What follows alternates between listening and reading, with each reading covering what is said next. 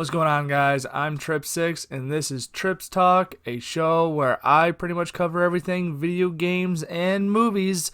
So let's go ahead and get into it.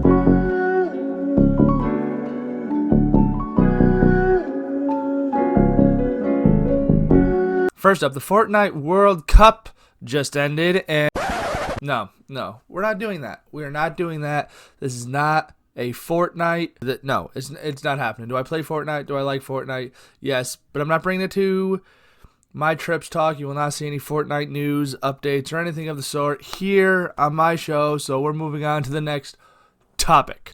Gears of War 5's last tech test weekend just passed, so hopefully you had the chance to play that. If you didn't, I'm really sorry, but you had the chance to earn some awesome skins for your weapons and some blood spray.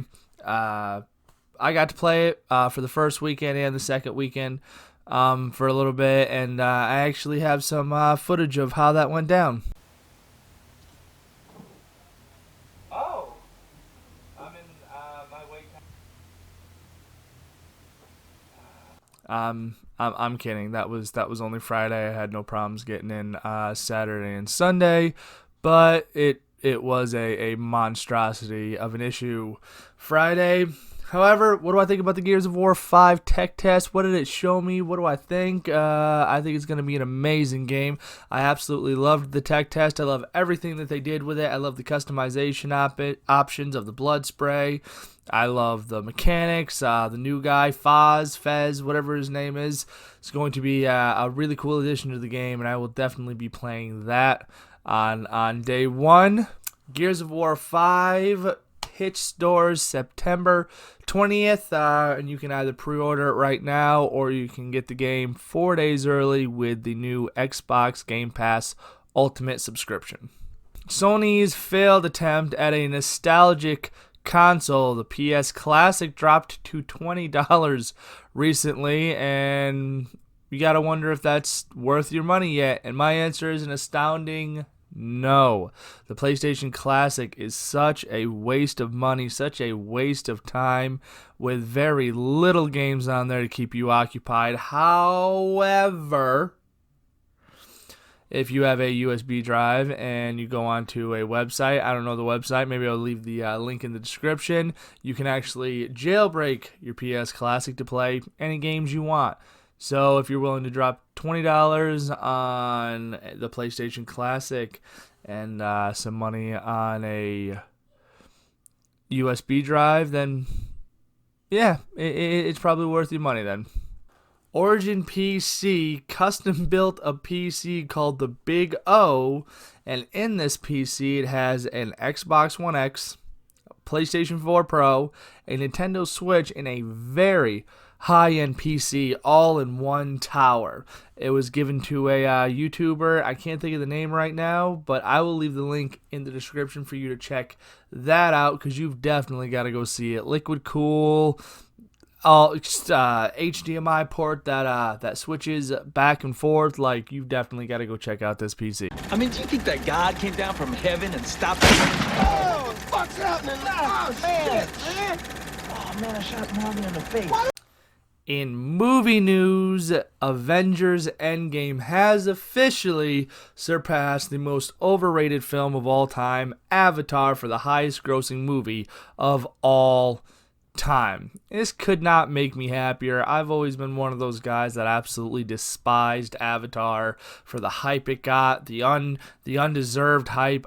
It's not a bad movie, but it sure as hell isn't the movie everybody's claiming it to be.